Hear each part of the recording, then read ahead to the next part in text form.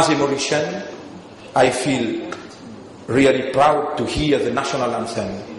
Every time it is being played, just like at the beginning of this session, we had it. However, I believe that when we sing the national anthem, we must commit ourselves to what we are saying. Mr. the Deputy Speaker, sir, our first Prime Minister has always struggled for peace, justice and liberty. And certainly the current Prime Minister has the same vision. After all, Gilo suit Canal, no? I congratulate the government in its quest for peace, justice and liberty by creating a new ministry to cater for the poor and vulnerable. It met my deepest appreciation. I will give all my support to the Honourable Minister and the government in its quest to make Mauritius a land of peace, justice and liberty for us and generations to come. Mr. the Deputy Speaker, sir, when I meet my constituents and people from all walks of life, from all parts of Mauritius, they complain sometimes that they do not feel that there is peace, justice and liberty. Poverty is rife and growing. I visit people in Rochebois, Plainvert, Vallée Pitot and other pockets of poverty in Mauritius. How can we forget Djibril? I saw at first hand the suffering of our compatriots. How about poverty in Flac, Rose Hill, Kyo-Pip and Port Louis? Looking at all these, we come to one conclusion: our society is sick somewhere. The gap between those who have and those who have not is increasing at an alarming rate. We do not feel that our society is just and equitable. Mr. the Deputy Speaker, sir, I have one battle in my life, and it is to enhance the lives of the poor and vulnerable. I am committed to it. That will be my mission. With the help of God and your support, we will without any doubt alleviate the suffering of the poor and vulnerable, and we have to do it. We have been elected for it. Let us look at reality today. Mauritius faces an acute problem of rising poverty. I believe that this issue must be addressed both through structural social adjustment policies which encompass education and training, accommodation and hidden access to public services and equal opportunities in employment, and through short and medium-term approaches to support the poor.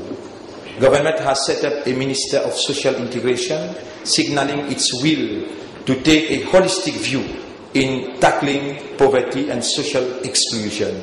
The most recent Household Budget Survey 2006 and 7, conducted by the Central Statistics Office, showed that the proportion of households below the relative poverty line increased from 7.7% in 2001-2002 to 8% in 2006-2007. The number of poor households increased from 23,700 in 2001-2002 to 26,900 in 2006 and 7. Mr. the Deputy Speaker, sir, the poor is often victim of unequal distribution of income in society. Poor families have a household income of 1/3 only of the national level. Most of that income is not even enough to buy for their basic needs: food, water, cooking gas and electricity.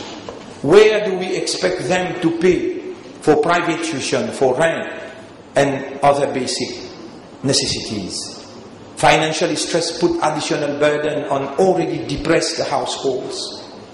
In addition, income generating opportunities to help the poor absorb the rising cost of living are very scarce.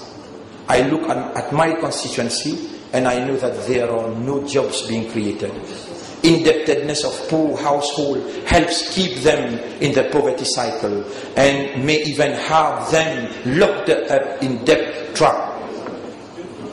Mr. the Deputy Speaker, sir, but poverty is not only about deprivation of financial and material comfort. Cultural and intellectual deficiencies are very often the manifestation of and also the causes of structural poverty. Limited access to education keeps people on the sidetrack of the socio-economic development. Mr. the Deputy Speaker, sir, many heads of poor households never attended school. We also know that the education system previously and is still going on, it does not favor the poor. Of the 20,000 CPE candidates, only some 2,500 go on to take HSC examination, and 1/3 fail the CPE exam. Let us ask this very basic question. What happened to some 17,000 young adults? We cannot fail them again in our society. Low-level education means low-wage jobs.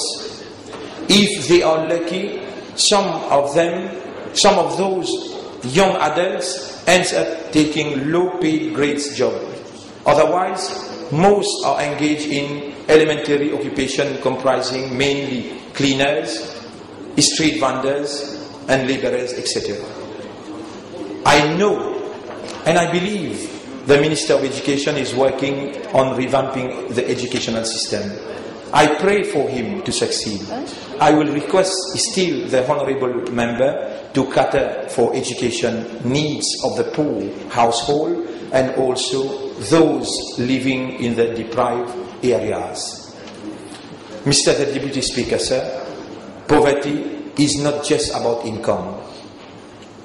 The Nobel Prize winner Amartya Sen, in his book Development as Freedom, defines poverty, I quote, the deprivation of basic capabilities that provide a person with the freedom to choose the life he or she has reason to value. I urge the House to listen to it. These capabilities include good health, education, social networks, command over economic resources, and influence on decision-making that affects one's life. Income is important because money allows a person to develop his or her capabilities, but it is only a means to live a valuable life. From this perspective, poverty is a condition with many interdependent and closely related dimensions, which can be summarized in 3 broad categories. A, lack of regular income and employment, lack of productive assets such as lands and housing, lack of access to social safety nets. B, lack of access to services such as education, healthcare, information, credit, water supply and sanitation.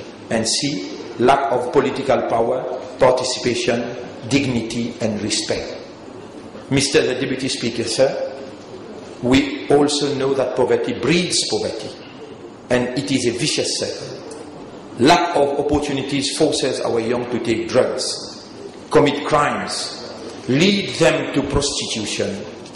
In our society, our poor, they see gambling as a whole. We cannot allow this to go on. We cannot allow them to have such hope. We can do better for them, and we have been elected to do it for them.